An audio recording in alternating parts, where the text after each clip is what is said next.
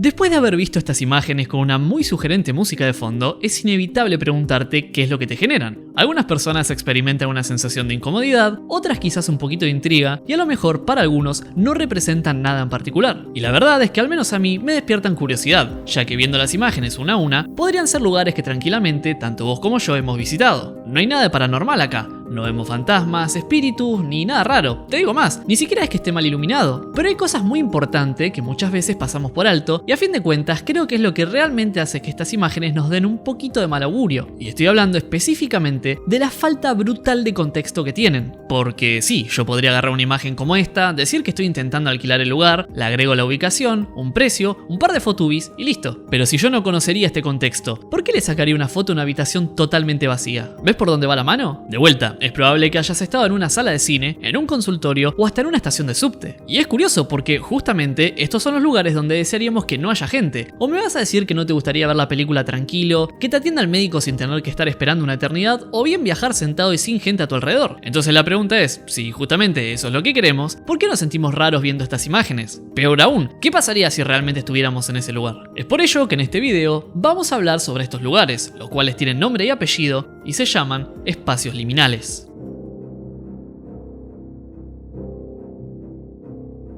Si estuviste dando vueltas por internet estos últimos años, puede ser que te hayas topado con este tipo de imágenes antes, las cuales suelen conocerse en inglés como liminal spaces y que por suerte tienen una traducción acertada al español, siendo esta espacios liminales. Esto último justamente hace referencia a la liminalidad, una palabra derivada del latín que puede entenderse como límite, frontera o umbral. Y ese umbral es lo que conecta dos cosas, por ejemplo, y citando una de las fotos que te mostré antes, la estación de subte, la cual conecta destinos, como pueden ser el lugar donde vivís y en el que trabajás. Inevitablemente para moverte de un punto al otro tenés que pasar por esa estación de subte. Esto es lo que se entiende como liminalidad. Para que te des una idea, es bastante parecido al final de Half-Life, donde estamos a bordo de un vagón sin rumbo, sabemos de dónde venimos y podemos elegir hacia dónde vamos, pero en el mientras tanto nos encontramos en un espacio liminal. Y ojo, capaz te estás enterando recién ahora de ese nombre, y es más, para que te des una idea, yo personalmente no estaba muy al tanto de esto, y recién me cayó la ficha cuando estaba viendo el show de Rosquare allá a principios del 2021, el cual en ciertas partes usaba estas transiciones. Si viste el show podrías pensar que cuando lo editaron, literalmente agarraron la primera imagen que tenían a mano y la usaron, pero cuanto más vamos avanzando en el video nos damos cuenta que todas tienen una estética bastante particular. Ahí fue donde dije, banca, esto lo hicieron adrede. Y realmente quería familiarizarme un poco más con esto, pero como ocurre con la mayoría de los casos, no sabía cómo buscarlo. A ver, para la música existe Shazam, pero para las imágenes es un poco más complicado. Así que lo que se me ocurrió en ese momento fue sacarle una captura y buscarlo en Google Imágenes. Y fue en ese preciso momento donde me explotó la cabeza. Miles y miles de fotos comenzaron a aparecer por doquier. Ahora bien, internet es un lugar que está siempre en movimiento y claramente no pasaría mucho tiempo hasta que alguien decidió evolucionar estas imágenes en algo muchísimo más grande. No obstante, creo menester que situemos en tiempo y espacio cuándo fue que nació todo esto, por lo menos en internet.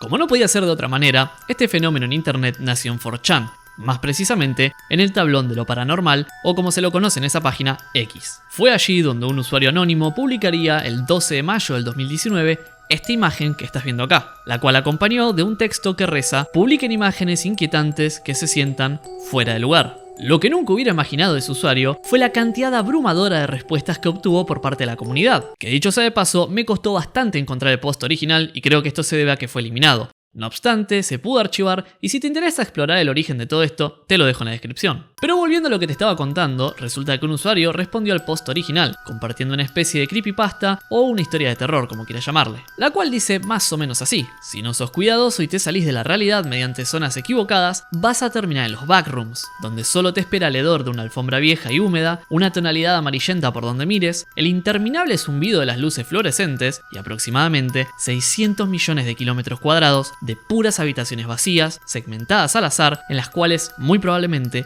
vas a quedar atrapado. Dios te salve si escuchas algo deambulando cerca, porque es más que seguro que ya te escuchó. Esto podría parecer un comentario cotidiano de 4chan, aún más si tenemos en cuenta que estaban en el tablón de lo paranormal. Sin embargo, es a raíz de esto que internet comienza a percatarse de este suceso y poco a poco el fenómeno comienza a cobrar más relevancia. Unos días después de esta publicación, otro usuario compartió esto mismo en Reddit, otra red social con una comunidad enorme, y ahí empezaría la bola de nieve. Todo este concepto cayó tan bien entre la gente que derivó en la creación de su propia wiki, y con el pasar de los días, una cuenta de Twitter que ahora fue eliminada, publicaría un video animado sobre el tema. Ya para esta altura, la idea estaba muy implementada en internet. Sin embargo, aún no había explotado en popularidad. Unos meses después, en marzo del 2020, un video de TikTok se volvería viral, sobrepasando las 2 millones de visitas, que si bien son un montón, tan solo harían avanzar unos pocos casilleros este creepypasta. Sería recién en el año 2022 y de la mano de un usuario llamado Kane Pixels cuando el fenómeno explotaría volviéndose altamente popular. Nosotros exploramos los backrooms desde la perspectiva de un equipo de contención que entró al lugar, aparentemente porque un experimento tuvo resultados adversos. No quiero ahondar mucho en la historia porque ese no es el punto, pero me parece justo decir que gracias a este usuario, la gente comenzaría a interesarse muchísimo más en el tema. Para que te des una idea, entre 2019 y 2022, Steam había lanzado en total 4 juegos que tenían relación con este tópico. Sin embargo, en mayo del 2022, luego de la viralización del susodicho video y hasta el día de la fecha, existen por lo menos más de 40 juegos similares. Por otro lado, también tenemos que entender que la tecnología siempre fue una limitante para poder presentar este concepto de espacios liminales. A ver, si vamos al caso, hoy en día la inteligencia artificial menos inteligente es capaz de producirlos. Pero hago un poco de memoria y me acuerdo de ciertos escenarios del Resident Evil Survivor, pienso además en la biblioteca La Alone in the Dark, se me ocurre también la estación de subte del Silent Hill 3, o por qué no, la parte donde quedamos tras bambalinas en Portal y podemos ver las instalaciones desde otro punto de vista. Como te darás cuenta, la tecnología juega un rol esencial en esto, y algunos juegos envejecen mejor que otros. Hoy en día, dudo que algo como esto te asuste. Sin embargo, si nos ponemos a pensar, algunos se conservan mejor por ejemplo, usar fondos pre-renderizados, ya que al poder escalarlos con inteligencia artificial, debo decir que se ven bastante bien y conservan esa mística original que tenía el juego. Uno que me quedó marcado a fuego en la cabeza fue el Resident Evil 1, principalmente cuando logramos salir de la mansión y entramos a caminar por todas esas zonas desconocidas, todo esto aderezado con los aullidos de varios perros que te ponían la piel de gallina.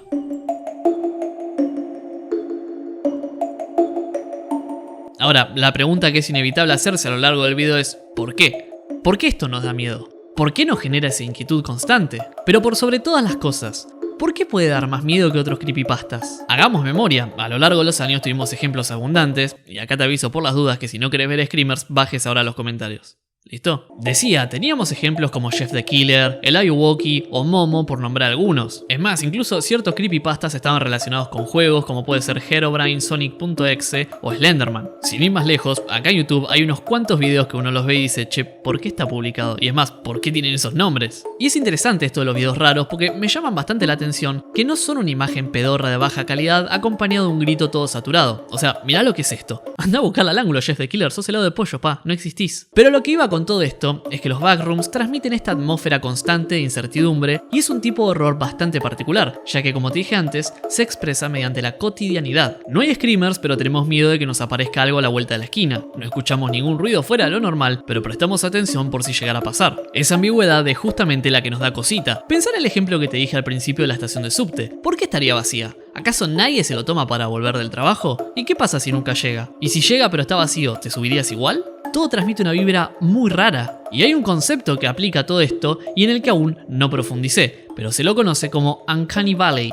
o Valle Inquietante en español. El problema es que este concepto en realidad nació para otra cosa y la gente intenta aplicarlo a esto. Te lo hago corto, el tema es así, en los años 70 un experto en robótica japonés llamado Masahiro Mori planteó una teoría que decía lo siguiente: cuanto más realista sea un robot, más aceptación va a tener por parte de los humanos. Sin embargo, llegado a cierto punto, esta aceptación se va a desplomar y la única forma de conseguir que las personas acepten al 100% los robots es que estos sean indistinguibles de los humanos. Ejemplificando, ¿viste los robots que limpian el piso? Bueno, la verdad que ni nos van ni nos vienen, están ahí, los aceptamos y listo. Pero ahora, si te muestro este que se asemeja a un brazo robótico y encima arma autos, podríamos decir que nos cae un poco mejor. Bueno, si seguimos avanzando, vemos estos robots que nos llevan comida en algunos restaurantes de Japón y la verdad nos caen bastante bien. Pero cuando intentamos perseguir el realismo, nos topamos con este tipo de robots, los cuales nos generan un rechazo terrible, ya sea por H o por B. Bueno, si tratamos de aplicar esa misma hipótesis a los backrooms, más o menos la cosa es así. Cuando vemos escenarios de fantasía, la verdad es que no nos producen nada raro. Están ahí, existen y algunos podrían decir que son hasta bonitos. Pero cuanto más nos alejamos de algo abstracto y empezamos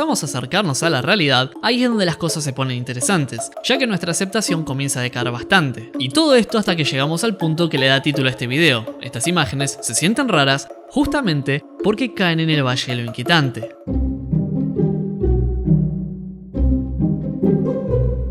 A decir verdad, me sorprende cómo algo tan banal puede llegar a causarnos más miedo que series o películas con un presupuesto equivalente al PBI de ciertos países. Creo que el horror como género en sí fue mutando con el paso del tiempo, no solo porque hubo más formas de expresarlo, sino también porque nos asustamos de cosas que ni siquiera sabíamos que nos daban miedo. Pensá en Edgar Allan Poe, un escritor que a lo mejor muchos de ustedes conocen y consumen. El tipo vivió entre 1809 y 1849, y una de sus obras más recordadas fue publicada unos años antes de su partida, en 1845. Dicha obra hace alusión a los cuervos, algo que la verdad hoy no nos genera nada, pero que en aquel momento habrá asustado a más de uno. Igual, punto y aparte, imagínate que si un cuervo se ve así y encima tiene la posibilidad de aprender palabras, algo de razón tenía el bueno de Edgar. Salúdales. Hola. Pero siguiendo con lo que te decía, cuando pudimos pasar a un formato distinto como ser el de las películas, empezaron a aparecer monstruos como por ejemplo el hombre lobo, Drácula y hasta Frankenstein, que gracias a la falta de efectos especiales, todo tenía que hacerse de manera práctica, con lo cual los productores tenían que rebuscárselas un montón para poder conseguir que lo que veíamos en pantalla nos dé miedo. Esto daría nacimiento a imágenes que seguramente habrán traumado a una generación entera y que de vuelta te digo, si no sos bueno con esto del control de esfínteres, anda a los comentarios ahora. Estoy hablando ni más ni menos que la película El Exorcista. Seguramente vos también recibiste este mail del laberinto cuando eras pibe y te creías bueno hasta que llegaste a este nivel y pumba, desbloqueaste tu primer trauma. Pero lo que más me llama la atención es que dicha película se había estrenado en el año 73 y habían pasado casi 30 años hasta que se hizo ese mail. Entonces la pregunta es, ¿por qué eligieron esa película y no una más actual hecha con CGI? Bueno, para mí tiene que ver con que justamente nos da más miedo algo a lo que nosotros podemos encontrarle más paralelismos con la realidad. O sea, sí, esto es un bicho re feo, pero no deja de tener la forma básica de un humano. Ya cuando empezamos a flashear con darle al monstruo otra forma y lo disfrazamos de, por ejemplo, un ente, un fantasma o un demonio, ahí la cosa cambia un poco más. Nos va a dar miedo en ese momento, sí,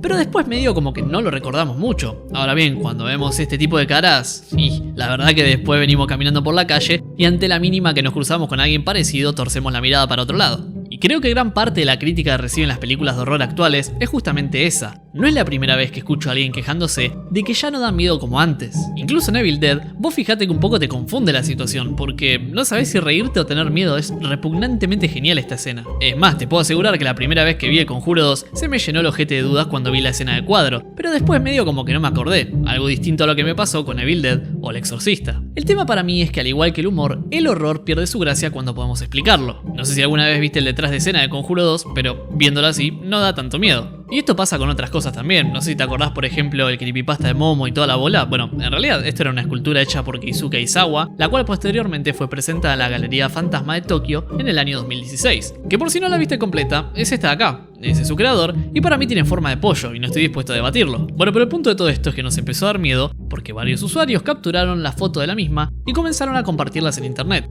A esto se le creó todo el creepypasta y demás. Entonces sí, nos dio miedo porque lo vimos total y completamente fuera de contexto. Pero cuando empezamos a conocer la historia, y la verdad que tanto miedo no da. Ahora, ¿cómo podemos explicar que esto o esto otro de acá nos dé miedo?